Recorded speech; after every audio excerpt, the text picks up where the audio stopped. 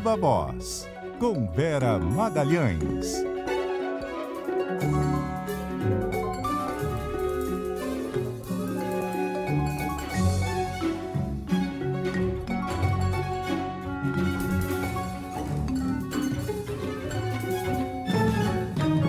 Vera Magalhães, muito boa noite, tudo bem? Oi, Débora, boa noite para você e para Carol, para todo mundo que nos ouve, nos assiste de novo, diretamente aqui de Nova York. Exatamente, Vera, que é uma das mediadoras apresentadoras do Summit Brasil Estados Unidos, promovido pelo Valor, e traz para a gente uma temperatura do que está rolando por aí. Vera, qual a percepção dos empresários, pessoal do mercado financeiro que está por aí a respeito das oportunidades de investimentos no Brasil, nesse momento que é um momento de incerteza global também, né? Exatamente, Débora. Aconteceu hoje o Summit Brasil USA, promovido pelo Valor Econômico, está na sua segunda edição o evento e contou ali com muita gente, uma presença muito qualificada, tanto de expoentes do governo norte-americano, de organismos internacionais como o BID, ali do setor público, estava o presidente da Câmara, Hugo Mota, presidente do Supremo Tribunal Federal, ministro Luiz Roberto Barroso, ministro Renan Filho e um representante do Ministério da Fazenda, o secretário executivo Dario Durigan, e também muitos representantes do empresariado e do mercado financeiro. Então, ele conseguiu amalgamar as diferentes visões sobre o Brasil e diferentes percepções a respeito de como vai se dar também a dinâmica das relações entre Brasil e Estados Unidos depois que Donald Trump deflagrou a guerra tarifária e começou a mudar a configuração aí geopolítica global. Do lado do empresariado, um consenso de que existe uma oportunidade enorme para o Brasil ser um dos grandes países a atrair novos investimentos na nova economia, na transição energética, no uso de energia limpa para setores que são muito intensivos em energia, como o de alta tecnologia, de inteligência artificial, mas que, de novo, como em outros ciclos econômicos muito promissores, o Brasil tem ainda um dever de casa institucional importante a fazer. E aí é que começam as dúvidas e as diferenças de visões. Para o empresariado, muito ceticismo quanto a se o governo, o legislativo, estão preparados para esse desafio, inclusive para cumprir a meta fiscal, portanto, mostrar que o país está apto a fazer uma gestão do seu orçamento, das contas públicas, da dívida pública, sobretudo, eficaz, eficiente e austera, e se também, do ponto de vista legislativo e regulatório, o Brasil está preparado para dar essas respostas, inclusive fazendo uma regulamentação que proteja dados e que assegure a segurança para que empresas de tecnologia invistam aqui, tragam seus data centers, tragam outras vertentes aí da indústria da tecnologia da informação para o Brasil. E do lado do setor público, uma tentativa de minimizar os problemas. Então, acho que ficou clara essa diferença de visão aí. Ô, Vera, e a visão do setor privado sobre o governo federal? Eu achei bastante, no mínimo, cautelosa, Carol, com momentos de flagrante pessimismo. Variava muito o tom, os expoentes do mercado financeiro que participaram do evento mais críticos, mais vocais nessa questão das críticas ao governo e de como deveria ser a política fiscal do governo, mais austera, etc., e do ponto de vista do empresariado do setor produtivo, um pouco mais polidas, ali algumas divergências, mas não tão explícitas quanto aquelas ditas ali por quem está realmente no mercado financeiro. Muita dúvida a respeito do arcabouço fiscal, se ele vai ser cumprido, se a meta fiscal desse ano vai ser cumprida ou não. E ainda uma incerteza quanto a qual é o tamanho do impacto que a guerra tarifária vai ter no Brasil. Muita gente apostando que o Brasil está fazendo o correto de não se envolver diretamente na disputa, mas ainda sem que se saiba direito se Donald Trump vai dobrar a aposta, se ele vai insistir em realmente colocar em prática as tarifas maiores, principalmente em relação à China, como vai ser essa resposta da China depois de passar dessa trégua acordada entre os países de 90 dias. Agora, Vera, tem representantes de todas as esferas de poder, né? Governo, legislativo, judiciário. Ficou claro as divergências entre eles? Quantos rumos da agenda do país? Olha, Débora, eles procuraram deixar essas divergências no fronte doméstico, para o público ali, público de investidores, e muitos investidores, inclusive americanos, analistas norte-americanos, eles evitaram explicitar muito esse confronto que tem sido muito frequente, que a gente tem tratado muito aqui no Viva Voz, em temas como emendas, a questão da anistia para o 8 de janeiro, a questão da discussão sobre o prosseguimento ou não da ação penal contra Jair Bolsonaro. Então, isso não apareceu muito. Também não ficou ali muito evidente que o Legislativo está irritado com a questão das vezes em que o Supremo se mete em pautas do Congresso. Mas, como a gente é jornalista e eu era mediadora do painel, eu tentei botar uma pimenta, um fogo no parquinho ali e saber do Hugo Mota e do Barroso como é que estão essas cotoveladas. Usei esse termo nas perguntas para ambos. E os dois negaram que haja cotoveladas é muito forte. Aí o Barroso ainda falou, alguém elegante como presidente da Câmara, Hugo Mota, não dá cotovelada em ninguém. Então todo mundo saiu pela tangente e ficou claro que essa disputa vai ser resolvida quando todo mundo voltar para o Brasil. Que aqui não era palco para fulanizar muito essas questões, descer muito aos detalhes, que eles procuraram dizer que tem de haver harmonia entre os poderes e que essa harmonia depende justamente de uma conversa entre todos, que não vai ser um ou outro poder que sozinho vai conseguir deter a polarização exacerbada e garantir que os poderes sejam harmônicos entre si. Vera, com o governo federal meio subrepresentado aí, o executivo, né? Tem uns poucos ministros, o Lula está com uma comitiva grande na China. Quem está nos holofotes aí são os governadores, né? Aproveitaram para vestir o modelito de presidenciáveis, alguns? Aproveitaram sim, e os de oposição para fazer críticas mais pesadas ali ao governo federal. O ministro Renan Filho, que representou o governo no painel do setor público, deu até uma resposta ali bem-humorada, um pouco irônica ao governador de Santa Catarina, Jorginho Melo, que exibiu um gráfico mostrando que Santa Catarina crescia muito mais que o Brasil, dizendo, olha, não existem partes sem o todo, o Brasil é um só, a economia brasileira vai muito bem. Tanto ele quanto o secretário executivo da Fazenda, o Dario Durigan, enfatizaram muito essa questão de que o Brasil fazia muito tempo que não tinha dados macroeconômicos tão bons. Então, para tentar neutralizar justamente isso, Carol, o fato de que os governadores viraram estrelas do evento nosso do Valor, mas também de outros aqui da semana do Brasil, e com alguns deles com essa aura aí de que são presidenciáveis. O governador de São Paulo, Tarcísio de Freitas, sendo tratado pelos stakeholders ali, pelos empresários, pelos investidores, como um futuro presidenciável.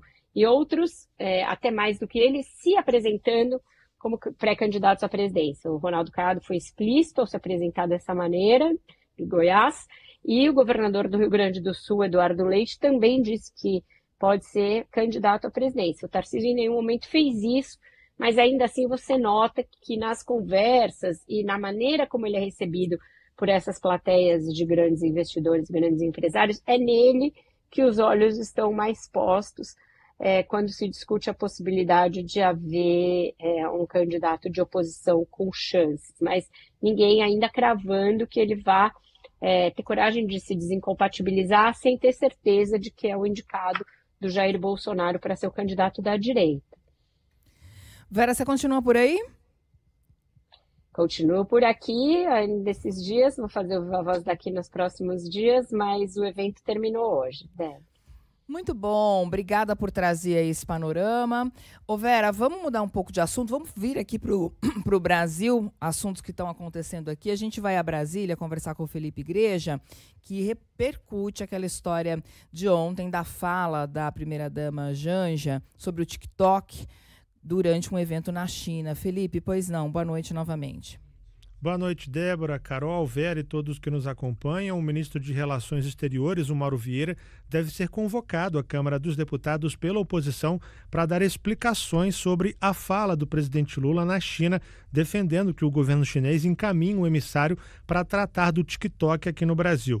O pedido de convocação de Mauro Vieira foi protocolado hoje pelo deputado Mendonça Filho, do União Brasil, que cobra explicações sobre a intenção do governo em ter um representante chinês para debater regulação da rede social aqui no Brasil. Causou bastante repercussão ontem essa informação de que uma fala, uma participação, uma colocação da primeira-dama Janja sobre o TikTok e efeitos nocivos da rede chinesa causaram mal-estar nos chineses durante essa passagem de Lula pela China. O presidente ontem, em coletiva de imprensa, depois desse episódio, assumiu que ele fez os questionamentos no lugar de Janja, mas confirmou também que a primeira-dama sim se manifestou nessa reunião. O petista disse ainda que o governo chinês se comprometeu a encaminhar um representante ao Brasil para tratar do assunto e o Lula ainda minimizou qualquer tipo de constrangimento. A oposição não está entendendo muito bem essa vinda de um representante do TikTok ou de um representante do governo chinês aqui no Brasil, entendendo que essa medida pode configurar uma tentativa de censura da rede social, como explica o deputado Mendonça Filho. Na verdade, essa tentativa de regular, controlar, diga-se passagem, as redes sociais é algo que está presente no atual governo desde o primeiro dia, né? Por diversas ocasiões tentaram aprovar na Câmara, no Congresso, depois foram ao Supremo, sempre tentando passar por cima desse preceito constitucional, claro, que é a liberdade de expressão.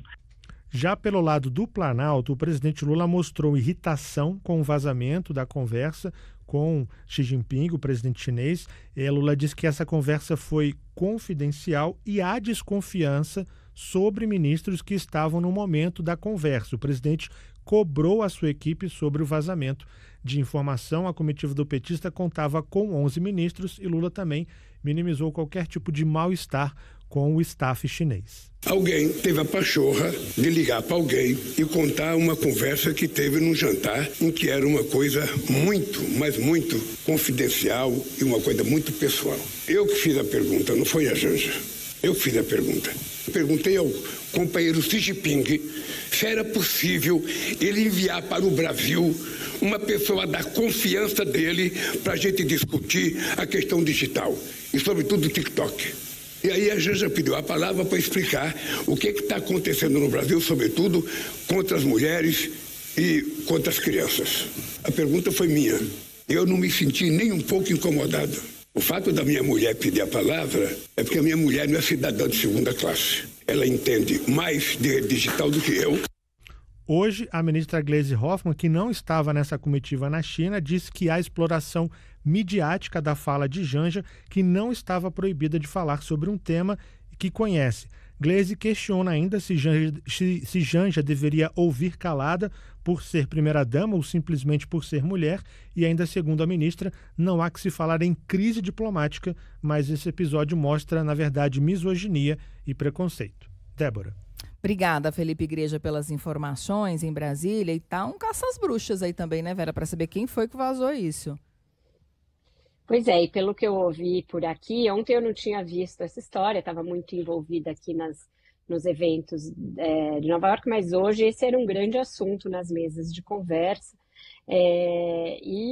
Muitas das desconfianças da parte de quem é aliado do presidente Lula recaindo sobre o deputado Elmar Nascimento, que integra a comitiva, e alguém com quem o presidente não tinha uma boa relação, estavam tentando estreitar, até o presidente Davi Alcolumbre promovendo essa tentativa de aproximação, e agora ali, né, essa caça às bruxas, como você disse, é complexo, Débora, porque o presidente faz essa fala indignada, mas ele sabe, não é de hoje, ele está, enfim, no poder há muitos anos, acompanha a política há muitos anos, que em diplomacia, algumas coisas não são assim, minha mulher não é uma cidadã de segunda linha, ela tem o direito de falar, ainda mais na China, que as comunicações são bastante controladas, restritas, que o cerimonial, o protocolo desse tipo de evento é super restrito, e que realmente não se trata de uma democracia plena, não tem espaço para se falar tudo e se falar abertamente sobre essas questões. A preocupação da primeira-dama quanto ao que as redes sociais, inclusive o TikTok, promovem em termos de misoginia e de ameaça às crianças é legítima, é muito legítima. Esse era o palco correto para endereçar isso e ela a pessoa com mandato para fazer isso? Talvez não, porque o protocolo do evento provavelmente não previa que esse tipo de assunto fosse ser tratado dessa maneira. Então, é um incidente diplomático de alguma forma, é um certo embaraço, não diria incidente diplomático, porque não tem condão de causar nada mais grávido, mas é um constrangimento diplomático. E o vazamento mostra que sim, provavelmente isso veio primeiro da comitiva brasileira, que é quem tem mais acesso à imprensa brasileira, e aí provavelmente alguém do corpo diplomático chinês confirmou a informação aos jornalistas que estão cobrindo a visita. Então, acho que não é uma questão de caça às bruxas, mas de saber que num evento com o tipo de protocolo muito restrito, como é uma visita de Estado à China, tem coisas que, em momentos para você falar determinados assuntos e pessoas que podem ou não fazer, sim, esse tipo de conversa, inclusive com o presidente da China. E a primeira-dama não tem um cargo institucional no governo, ela não tem formalmente nenhum cargo no governo. Então, provavelmente, isso causou, sim, um embaraço. O presidente sabe disso, reconhece, mas está mais bravo com o vazamento do que com a quebra do protocolo aí no caso. Mesmo que ela tivesse um cargo, né, Vera? O próprio Lula não pode falar o que dá na veneta, né? Esse tipo de evento tem todo um protocolo, um rito diplomático, ele é assessorado, né? Tem assessores para isso, tem ministro das Relações Exteriores para isso, a diplomacia brasileira é super competente.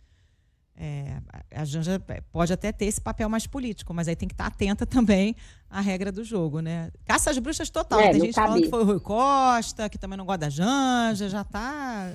Bom, mas aí era um motivo muito grave, porque se você imaginar que o chefe da Casa Civil vai vazar uma coisa com esse grau de embaraço e constrangimento, aí o problema do governo é bem maior do que o que a gente imagina, né?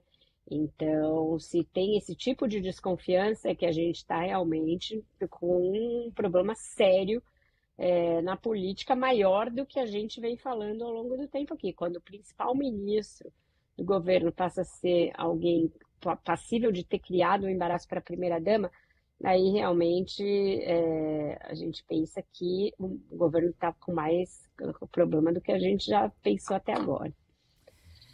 A gente faz um intervalo agora, daqui a pouquinho a gente volta, tem repórter CBN e na sequência Bruno Caraza aqui com a gente no Viva Voz. E nós estamos de volta com o Viva Voz, já está com a gente conectado em imagem também, para quem nos acompanha pelo Globoplay, pelo site da CBN, por outros aplicativos, o Bruno Caraza, nosso colunista de economia, todas as quartas conosco aqui no Viva Voz. Boa noite, Bruno.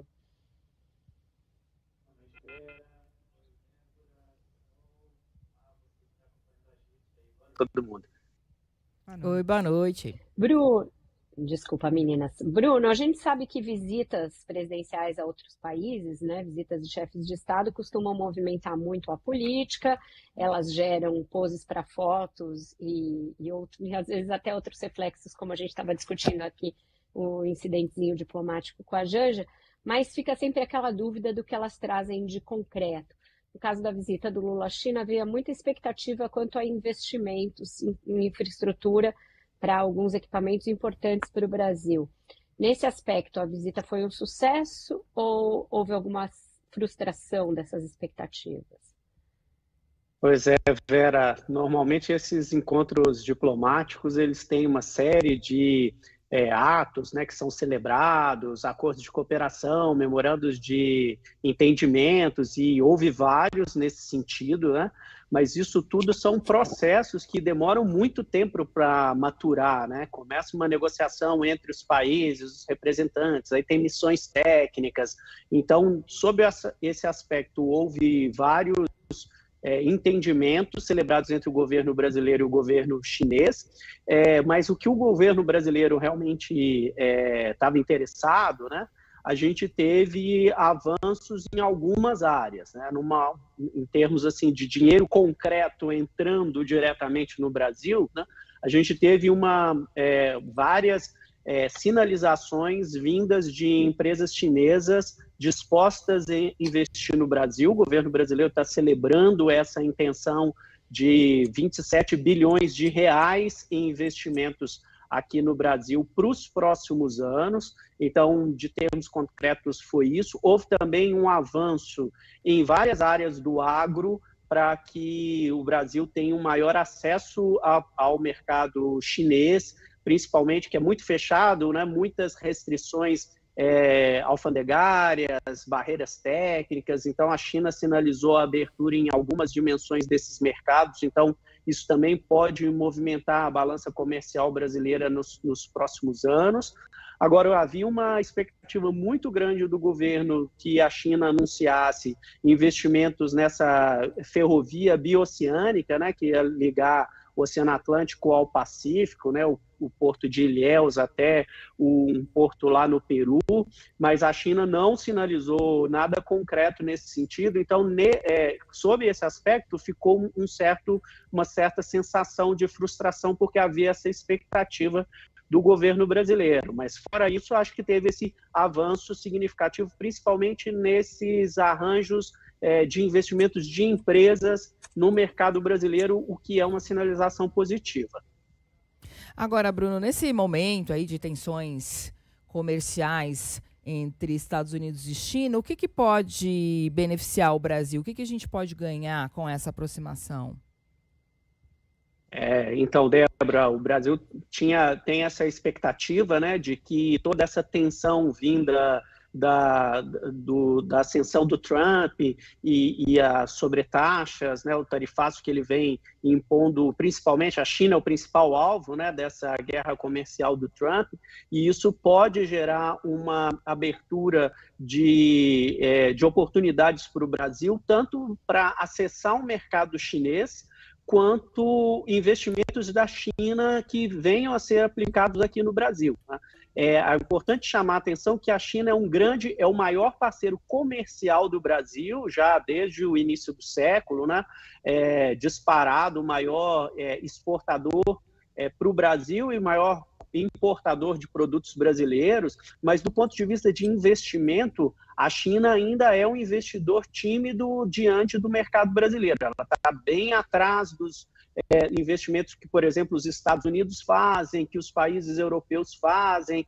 Então, só para ter uma ideia, os Estados Unidos têm um estoque de investimentos no Brasil de mais de 360 bilhões de dólares, assim, histórico, e a China não passa de 50 bilhões, então está muito aquém. Então, por isso que o Brasil tinha esse interesse de aproximar mais do mercado chinês, de tentar atrair empresas chinesas no Brasil. Então, ele sai desse encontro com algumas promessas, né, de montadoras que vão aumentar investimentos aqui no Brasil, tem uma empresa de delivery, tem alguns investimentos relacionados à energia eólica, energia solar, principalmente no Nordeste. Então, tem essas promessas que podem aproximar mais o Brasil, não só do comércio exterior com a China, mas também de investimentos de empresas chinesas aqui no Brasil, fortalecendo esses laços, principalmente diante desse quadro em que as relações entre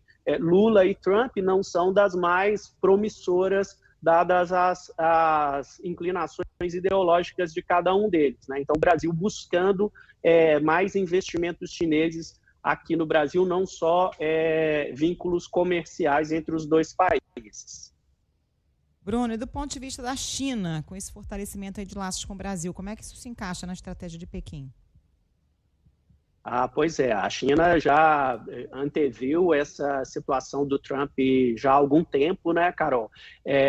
Lembrando que ano passado teve aquela reunião do G20, né, de cúpula aqui no Brasil, e o Xi Jinping fez questão de ficar uns dias a mais, visitou Lula em Brasília, né, o Brasil assinou alguns acordos comerciais também com a China naquele momento, porque a China ela vê uma complementariedade entre a pauta de exportação brasileira e a pauta de exportação americana para a China, principalmente relacionada à questão do agro. Então, a China ela joga com essa carta na manga em relação aos Estados Unidos, sabe que o agro ele é muito importante para a base política do Trump, né? Os estados do interior dos Estados Unidos, onde o agro é muito forte, é uma base eleitoral muito forte do Trump. Então, a China sabe que ela pode revidar qualquer aumento de tarifas dos Estados Unidos, impondo também restrições às importações de produtos do agro americano para ferir o Trump no eleitorado dele. E aí, nesse caso, o Brasil surge como uma alternativa de fornecimento de produtos do agro para o mercado chinês, principalmente relacionado à soja, milho, algodão, carnes, frango. Isso já aconteceu no primeiro mandato do Trump, quando houve uma guerra comercial entre Estados Unidos e China. O agro brasileiro se beneficiou muito, ocupando o espaço que era dos fornecedores americanos no mercado chinês. Então, a China ela busca então fortalecer esse vínculo com o Brasil para que o Brasil funcione aí como um step fornecendo esses produtos que hoje são fornecidos pelas empresas americanas, o Brasil possa ocupar esse espaço de forma mais efetiva, caso a guerra comercial se ganhe temperatura nos próximos meses e nos próximos anos, né? Então, essa sinalização da China de abrir mercados aí para o amendoim, para o pescado, para produtos relacionados ao etanol, são sinalizações de Pequim que conta com o Brasil para ocupar eventual espaço que essa guerra comercial vai gerar no mercado chinês com o agravamento das tensões com os Estados Unidos. Perfeito, Bruno Caraza, com a gente todas as quartas-feiras, falando aí dos principais assuntos relativos à economia. Bruno, muito obrigada por hoje e até quarta que vem. Até quarta, pessoal. Obrigado. Tchau, tchau. Até, tchau. Bruno. A gente vai agora para mais um rápido intervalo e volta já para o encerramento do Viva Voz. E a gente volta a falar sobre a coletiva do INSS, também do Dataprev, a respeito das fraudes, né, dos descontos indevidos feitos em benefícios de aposentados e pensionistas. A gente transmitiu um trechinho dessa coletiva mais cedo. A Isa Staciarina acompanhou tudo e traz todos os detalhes. O que foi dito, Isa? Carol, olha, no primeiro dia para beneficiários do INSS pedirem o ressarcimento dos descontos ilegais, 480.660 pessoas responderam às notificações enviadas ontem, né, pelo governo via aplicativo Meu INSS ou pela central telefônica 135. Desse total, 473.940 pessoas, o que equivale a 98,6% dos cidadãos, não reconheceram o vínculo associativo de 41 entidades. E apenas 6 mil, aliás, e apenas, vamos lá, vou repetir, e apenas 6.720 beneficiários, ou seja, 1,4%, confirmaram os débitos. Das pessoas que fizeram os pedidos para serem ressarcidas, Carol, 93,7% usaram o aplicativo e só 6,2% fizeram pela central telefônica 135. O INSS informou que o tempo médio para o atendimento por telefone foi de 7 minutos. O INSS também informou que houve um aumento de 13% no volume de ligações notificações e que não teve registro de filas nas agências do INSS. O prazo, lembrando, começou hoje, mas não tem data para terminar. Por isso, o governo reforça que não é necessário que haja uma corrida tanto ao aplicativo quanto na central telefônica para fazer isso. Em relação à possibilidade de atendimentos presenciais, o INSS diz que de todos os segurados, o atendimento nas agências corresponde só a 2.100.000 pessoas que precisam passar ali por perícia médica. Por isso, o presidente, o Gilberto Valer Júnior, disse que vão avaliar abrir as agências só se for necessário para fazer uma busca ativa. Durante a manhã, houve aqueles momentos de instabilidade devido ao volume de acessos, mas o presidente do Dataprev, o Rodrigo Assunção, disse que houve muita entrada de curiosos. Inclusive, Carol, fez um apelo para as pessoas que já fizeram o pedido não acessarem de novo o aplicativo nos próximos dias. Só para encerrar, a partir de agora, o governo tem 15 dias úteis para acionar essas entidades para que elas comprovem ou não o vínculo dos beneficiários. Só depois é que se gera uma guia de pagamento para as entidades devolverem esse dinheiro todo. Carol. Obrigada, Isa. E a pergunta que fica no ar, né, gente, é quando as pessoas vão receber o dinheiro de volta, né? Porque a coletiva fez um balanço do primeiro dia, quantos acessos, quem pediu, devolução e tal. O presidente do INSS disse que vai avaliar a possibilidade de atendimento presencial, por enquanto acha que não é o caso, que vai ter busca ativa se as pessoas não conseguirem acessar, mas assim, quando, né? Quando, de que forma as pessoas vão ter esse dinheiro de volta, né?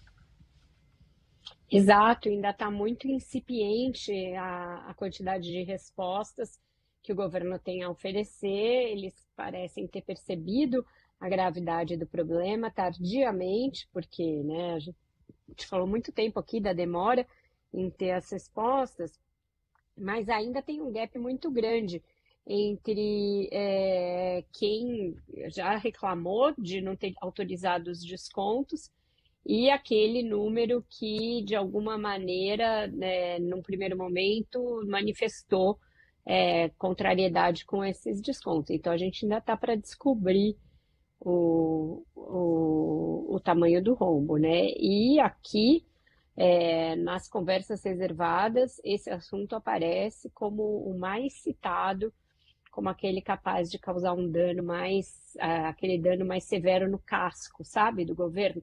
Aquele que não basta só remendar e que você não consegue tirar a água do navio com uma canequinha que pode realmente afundar o barco, porque é aquilo, né? Aquilo que a gente vem falando. Fácil compreensão, atinge um público muito caro ao presidente Lula. Quando você vai mexendo, você vê a atuação de parlamentares da esquerda para favorecer essas entidades, vê uma ação dessas entidades para entrarem nesse esquema dos descontos ainda no governo Bolsonaro. Então, muita gente aqui que é aliada do governo preocupada com o potencial de estrago desse assunto, e quem é oposição esfregando as mãozinhas, achando que agora achou um veio pelo qual o governo vai realmente sangrar, com pouca capacidade de se recuperar até o final do mandato. E o fato de deixar a população com poucas respostas, né, Vera, contribui muito com isso. Por exemplo, tem muita gente com dúvidas sobre pessoas que já morreram. Nosso ouvinte João, o pai dele morreu em setembro, então não tem mais acesso a gov.br, nem a INSS, ele não faz a menor ideia. Eu recebi várias mensagens de ouvintes perguntando sobre essa questão, de pessoas que já tinham morrido. Não deve ser, a gente não sabe exatamente quantas pessoas estão nessa situação, se é um número alto ou não, mas é uma resposta que precisaria ter sido dada de alguma forma, uma orientação poderia ter sido dada já, né? Exato, eles têm que cobrir todas as variáveis, e elas são muitas, Débora. Eu reconheço que não é simples, que envolve uma logística para a qual muitas vezes o próprio governo não está preparado, mas como a crise já está na sua 4ª semana, já houve tempo para que, se houvesse realmente um gabinete de crise, dando ao assunto a relevância que ele tem e entendendo a capacidade infinita de gerar questionamentos, já tinha que ter alguém preparado todo. Olha, esse é o pior cenário possível, esse é o cenário intermediário, esse é o melhor cenário. nesse caso a gente vai cobrir dessa maneira, nesse caso a gente vai cobrir com outra, apresentar a quem está dando as explicações todas as alternativas possíveis para que não fique evidente que o governo foi pego de surpresa, que não tinha um plano de contingência, etc. Então, faltou um gabinete de crise, faltou uma gestão melhor dessa crise, e aí é aquilo, né? Um fica tirando para o outro, o ministro da Casa Civil jogando para a CGU jogando para o Lupe, e no fundo é aquilo, cada um tem a sua própria parcela de culpa, né? É porque eu fico imaginando isso. Se a gente está recebendo um grande volume de pessoas com esse tipo de dúvida, eles também devem estar recebendo, né? Vamos falar aqui de um outro assunto? Dá tempo da gente trazer um último assunto aqui no Viva Voz. A Samantha Klein, em Brasília, sobre novas manobras para tentar salvar o ex-presidente Jair Bolsonaro. Pois não, Samantha? Oi, Débora. Olha, deputados da base bolsonarista estão tentando emplacar uma proposta de alteração do Código Penal que poderá beneficiar o ex-presidente. Nesta semana foram protocolados pelo menos 2 projetos propondo a exclusão dos crimes de abolição violenta do Estado Democrático de Direito e golpe de Estado. Os autores são da bancada do PL. Além disso, em abril já tinha sido protocolada uma proposta de alteração do crime de golpe de Estado, justamente para descriminalizar todos os envolvidos nos atos do 8 de janeiro. Autor de uma das propostas, o deputado Alberto Fraga, afirmou que vai começar a coletar assinaturas para protocolar uma tramitação em urgência do projeto dele. Ele está convencido de que somente a alteração do Código Penal pode trazer justiça, segundo ele, para quem participou dos atos do 8 de janeiro. As propostas ainda não têm uma definição da mesa diretora a respeito de tramitação. E numa outra frente, a oposição também está pressionando para que a PEC, que limita as decisões monocráticas dos ministros do STF, seja retomada na Câmara. Lembrando que essa proposta foi aprovada pela CCJ no ano passado e, para seguir tramitando, a presidência da Câmara precisa criar uma comissão especial para discutir o tema. Líderes governistas, no entanto, entendem que não é o momento para discutir esse tipo de proposta em meio ao embate relacionado ao trancamento da ação penal contra o deputado Alexandre Ramagem. O líder do PDT na Câmara, Mário Heringer, afirma que o tema pode ser discutido, mas não agora. Essas decisões monocráticas, elas ferem, né, a função de um órgão que é um órgão colegiado. Se ele é um órgão colegiado, ele é para se decidir dentro do próprio colegiado. Entretanto, o momento não é próprio na minha cabeça, que não pode parecer que nós estamos fazendo essa votação em retaliação ao Supremo por causa da questão da votação que a Câmara fez com relação à Ramagem. Então, discutir o assunto é necessário, sob meu ponto de vista. Nesse momento, impróprio. E no contexto desse novo embate entre Supremo e Congresso por conta da ação penal envolvendo Ramagem, o ex-presidente Jair Bolsonaro afirmou hoje que a decisão da Câmara que suspendiu o processo por tentativa de golpe de Estado deveria ser estendida a todos os réus da ação penal. Foi numa entrevista ao UOL que Bolsonaro afirmou que a ação penal é uma só. A ação penal é uma só, não tem essa ação e não aquela. E o que estou sendo acusado num crime continuado, para deixar bem claro. A PF pegou 2 datas, 29 de julho de 21, numa live que eu fiz, criticando o sistema eleitoral, as urnas eletrônicas, que estava sendo discutido na Câmara, o voto impresso. E pegou uma outra data, 8 de janeiro, onde seria o golpe final. Tudo ao longo desse percurso está interligado. Mas se entendi direito, o senhor acha que esse caso do Ramagem, a decisão que a Câmara adotou em relação ao Ramagem, pedindo a suspensão da ação penal em relação a ele, deveria ser estendida ao seu caso também, aos demais réus? Manda suspender a ação penal. Eu estou no Supremo, juntamente com outros, entre eles militares, né, de alta patente, por causa do Ramagem. Com vocês. É demais, né? Porque o Bolsonaro é muito transparente, ele nem tenta disfarçar quais são as intenções dele. E, enfim, eles estão tentando tudo possível para assustar a ação, para mudar, para tirar o crime do Código Penal, para dar anistia, para dar indulto, para todo tipo de manobra que puder ser feita para livrar o ex-presidente de uma condenação que é dada como certa, né? E aqui em Nova York esses assuntos também aparecem e muita cobrança em relação aos pré-candidatos à presidência do campo da centro-direita e da direita especificamente, sobre se dariam indulto, dariam anistia, caso fossem candidatos e depois caso fossem eleitos. Então esse assunto também dominando as conversas por aqui. Agora, Vera e Débora, é um escárnio, né? Porque enquanto está no âmbito da anistia, quer dizer que não cometeu crime, na verdade foi depredação, aí tem um debate jurídico. Agora, você querer tirar do Código Penal o crime de golpe de Estado e abolição violenta do Estado Democrático, está liberado. Tira lá do Código Penal, que alguém quiser dar um golpe, beleza, galera, não consta na nossa legislação. É muito surreal, gente. E os artigos são cristalinos, né? Tentar com emprego de violência ou grave ameaça abolir o Estado Democrático de Direito. Tentar depor por meio de violência ou grave ameaça o governo legitimamente constituído. Evidentemente, isso tem que ser crime, gente. Aí vamos tirar do Código Penal porque está sendo mal utilizada essa lei. Realmente, o Brasil, vou te falar, chega a ser surpreendente, né? Não, e o melhor é o deputado, não, é claro que isso tem que ser discutido, mas não é esse momento, não tem que ser discutido, né, no caso. Não, certamente não tem. Vera, muito obrigada. Amanhã tem mais Viva Voz. Até amanhã, um ótimo jornal para vocês. Boa noite a todos. Beijo, Vera.